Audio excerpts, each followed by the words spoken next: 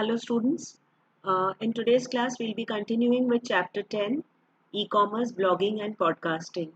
Okay, so let us begin.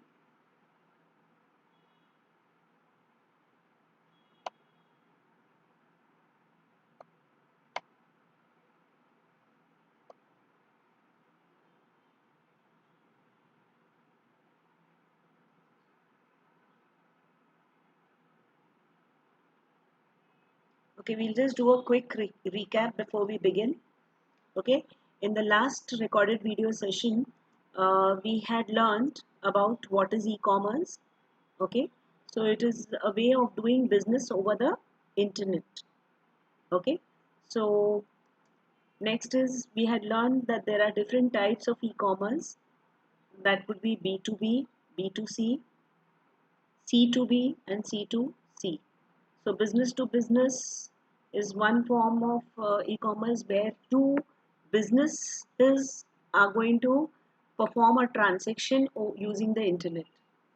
B2C is the most common one in which most of the shopping and all what we do, that is business to customer. So when you visit Amazon and you buy something, that is a type of B2C transaction that you are doing.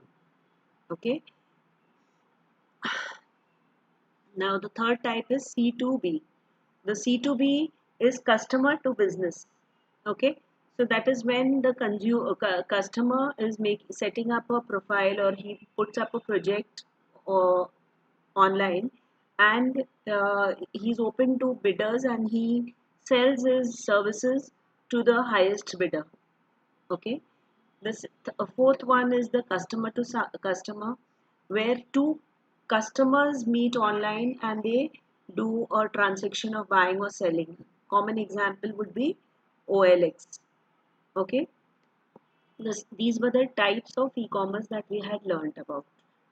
Next, we had learned about the different advantages and disadvantages of e-commerce. There are many disadvantages, but at the same time, you have to also follow some caution while doing e-commerce. Okay, what are the advantages? Is the biggest advantages, it is 24 by 7, it is open. Okay, it is very convenient.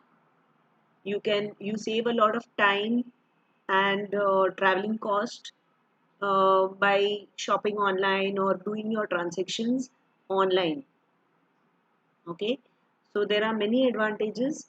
Few amongst them would also be that when you're doing online transactions, you can do a comparative study of all the products at one go.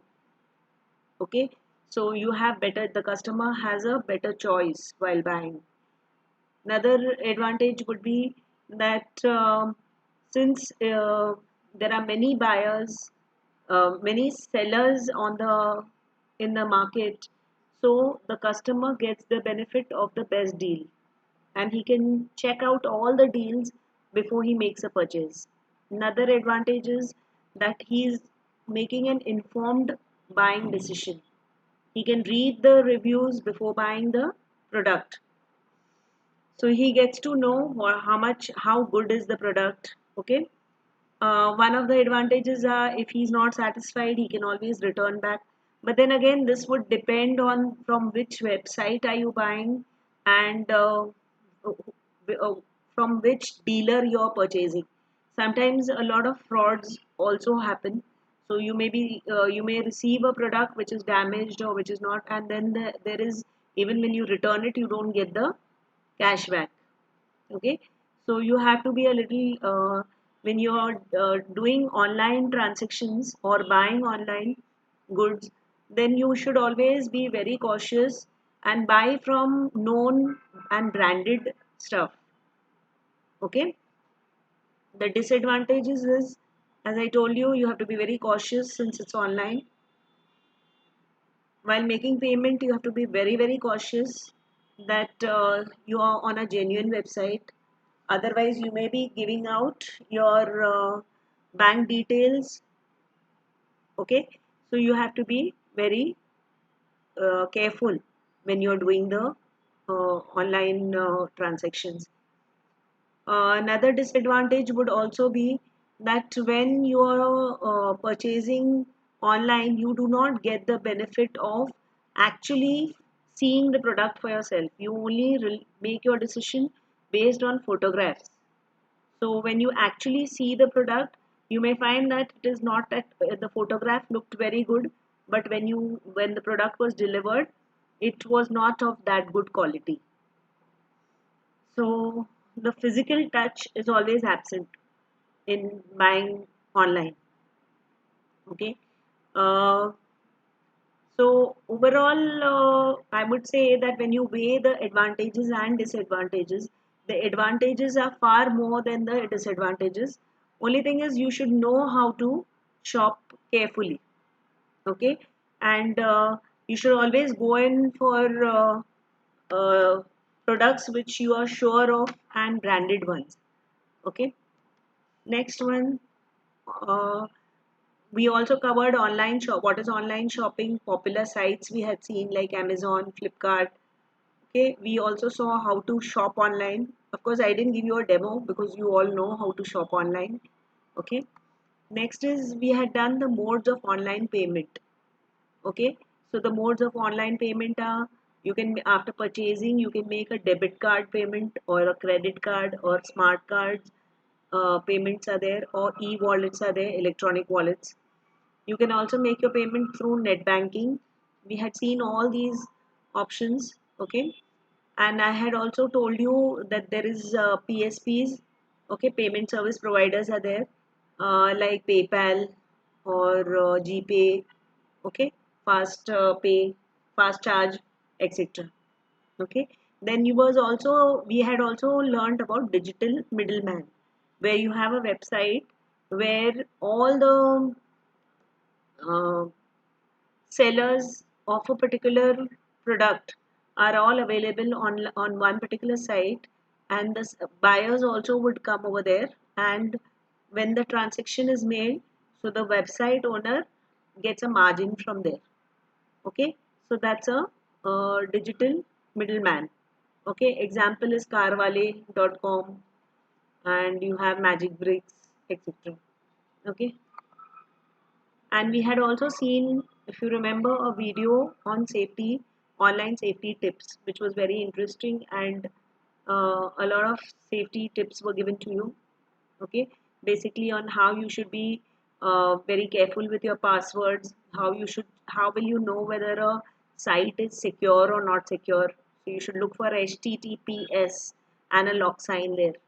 Okay, so, and never use, whenever you're making an online payment or you're accessing net banking.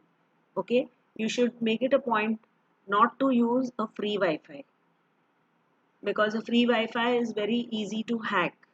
Okay, so always use a personal Wi-Fi whenever you log in into any account, let it be your bank account or your Facebook account or any account. Okay, now today we will continue with e-banking, that stands for electronic banking. Okay, now what all things you can do using e-bank. Now we know what is a bank, right? And what all you can do in a bank, most of that you can do it using electronic banking too. So you can perform your bank transactions using the internet. Okay, so when you want to perform your bank transactions, um, you have to first give your user ID, your account details, and your password. Okay, so you have to be very careful when you're doing that. And once you log in into your account, then you can do things like checking the amount in your account. You can make a fixed deposit. You can transfer money to another account. You can apply for a loan. You can pay the bills. Okay, you can uh, make a nomination for your this. You can apply for a checkbook. So many of the transactions which doesn't involve cash also, you can do all that using net banking. Okay, now transactions, the one of the advantages are that the transactions can be done from any part of the world. So your bank may be in India and maybe you've gone abroad, but still you need to do some banking, you can do that using net banking. Okay, so e-banking allows you to, so it's very convenient. Okay, and again here the availability is 24 by 7. Most of these things like checking your account, booking an FD, etc. All these things you can do 24 by 7. So anytime you're free, you can do it. Whereas in an actual bank when you will visit, you will have to stand in a queue, wait for your turn, and then you will have to fill the form, and then you will have to again, sometimes you have to revisit 2 3 times. So all this, it's a lot very convenient. Okay, and another thing is it saves time and reduces the bank cost of the transactions for the bank. So affordability for the bank increases because they, if most of the customers are doing their banking through e-banking, then they save a lot of. They need not employ many people in the bank to cater to the demands of the customers. Okay, so the crowd in the bank will be much less if people start doing e-banking, which most of them are doing. Okay, and every bank has an e-banking account over there, net banking you can do.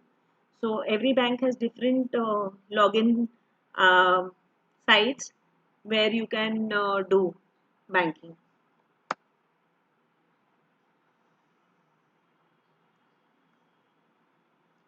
Okay, now next, what we are going to learn is e-ticketing. Okay, so as the picture is saying, just like how you can banking transactions you can do sitting at home. Similarly, when you need to travel anywhere and you need to book a ticket, you need not no longer stand in long queues and go to buy a ticket. Okay, you can do it at the convenience of your home. So what is the definition of e-ticket? Ticketing means making a reservation or appointment for a service via the internet. Okay, then it is ease of use is there. You can not only check the availability of the seats in buses, trains, or planes, but also reserve rooms, tables, etc. So you can do this at the comfort of your home. You can make the payments. Okay, you can check the payable charges and make payments using a credit card or a debit card. Okay, so you complete transactions you can do. Okay, example of a e-ticketing site, the most popular one is irctc.co.in. Okay, so I'm sure most of you, your parents must be booking tickets online using this website over here. So you can make reservations for your plane tickets, train tickets, buses, etc. using this site. Okay, now next, what we have to do learn in this chapter is about what is blogging. Now you must have all heard about blogging. Okay, so basically, uh, a blog is an online journal of informational website uh, displaying information in the reverse chronological order. Now, basically, a blog is like a website only. Okay, but the blog is updated more frequently. Okay, it is more updated, and the latest post will be appearing on top, so it is appearing in the reverse chronological order. Okay, so mostly, like, see, this is not fixed that the structure of the blog will always be like this only, but this is the general structure shown over here, that you may have a header here, and you have the main content area with the highlighted or latest blog post on the top here. Sidebar is there in which where with the social profiles, or some particular profiles may be given on the right side like this, and a footer may be there. Okay, so basically, a blog could be a part of a website also. Like a website is there, in that there may be one page which is a blog, which may be, like there may be people who may be following a blog.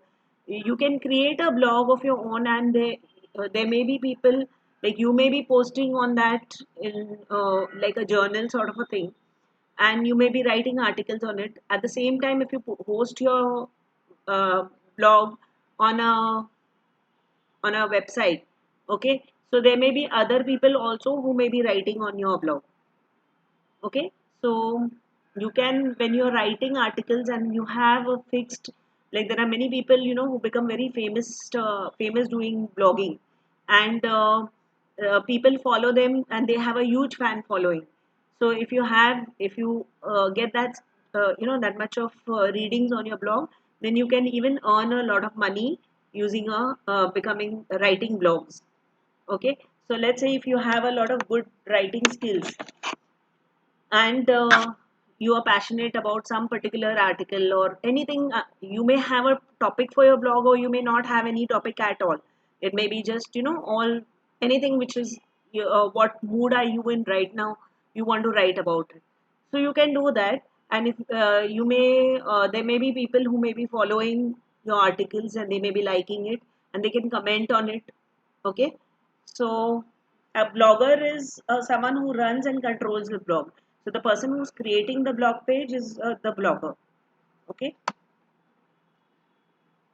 So as I just explained, a blog is an extension of the website or a full-fledged website itself, blogging sites, which bloggers write their views, daily routine, or many other things according to their interest. I just explained this to you.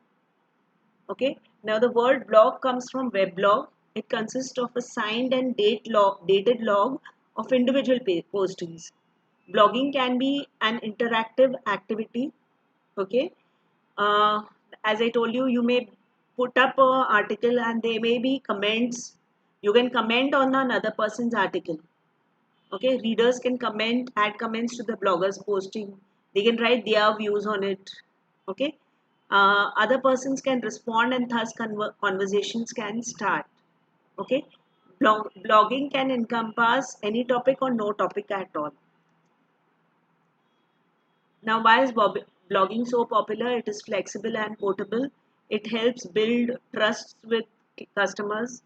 So there may be you may have a on your on the website of like if I have a business on, I may keep a page for blogging. Where my customers are free to write their reviews or on that page, and then as the you may have a customer care personnel who may be responding to those people, or they may write articles about their products over there on the blog, saying why is it beneficial or other alternatives for the same thing. So this basically helps to build a rapport with your customers.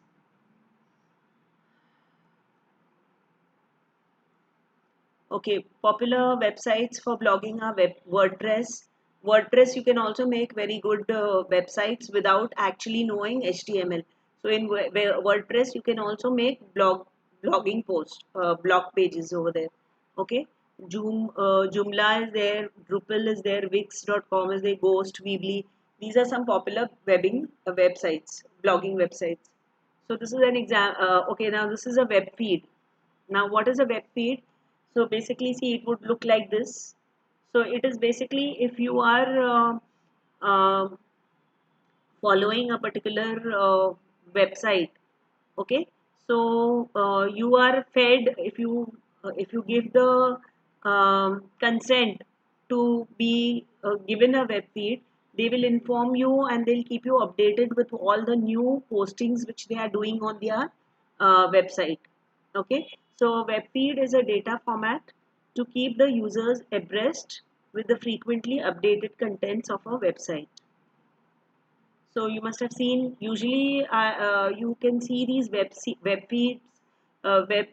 feeds in newses and blogs. Okay, so now this is an example here. So when I will click on this, then the entire article shows up of this. So if you are interested, you can read it like this. Okay. So using web feeds, you can view information and updates from such sites on a single page without the need of visiting multiple URLs. Okay, so sometimes even on your mobile and all, like you get in Google and all the news updates you get.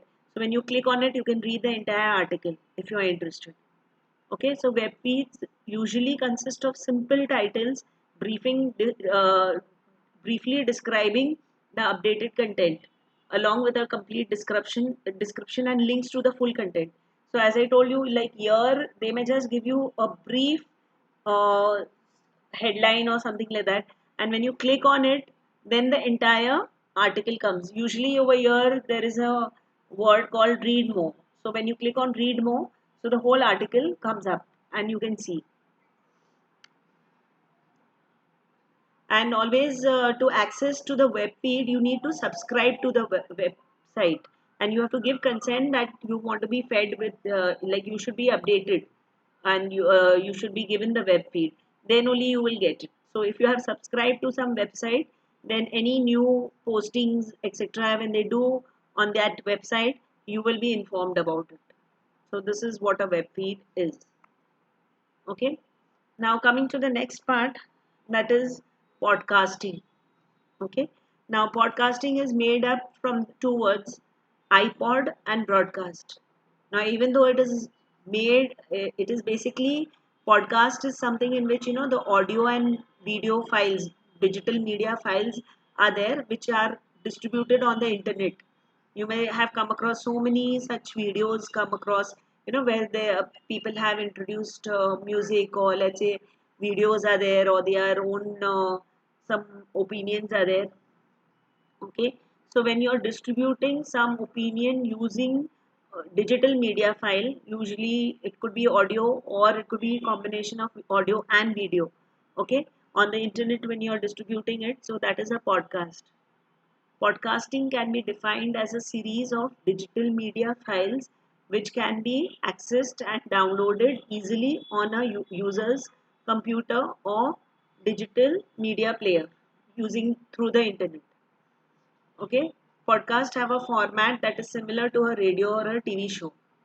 So basically, they are shows, or like you may be following a series of these videos.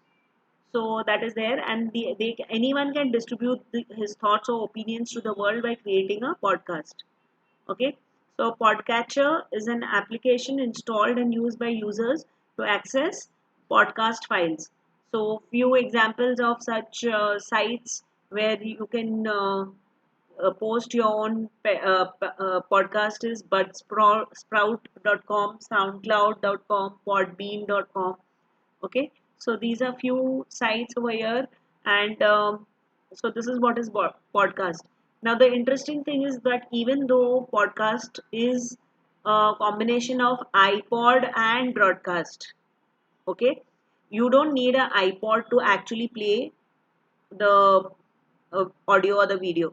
It is just the word is there, iPod, but you can play it on any device. You can play it on your mobile or your um, computer. Okay, so you don't need an iPod to play a podcast. Even though the name suggests, you may think that you need an iPod for that. You don't need. You can view it easily from anywhere. You can even download those podcasts. Okay, so with this we end our chapter 10. Okay, so I will make it now in this chapter. Basically what we are learning is most of the things what you have seen over here. I'm sure you have seen all this and you're familiar with what is e-shopping, what is e-ticketing, what is e-banking. Okay, what are the advantages, disadvantages. Something new must be the e-commerce types for you. Okay, and maybe you didn't know what is that. You must have, though you must have seen many podcasts, you may be not knowing that this is called a podcast. Okay, and you have also seen about blogging, what is blogging and all. So basically in this chapter, the technical terms which are there, you need to be aware of the terms, and you have to be able to uh, answer the theoretical questions based on these. Okay, so I'll end the video now over here. You need to, all of you need to read the chapter thoroughly. Thorough reading is needed. Okay, and we will end it Now, bye.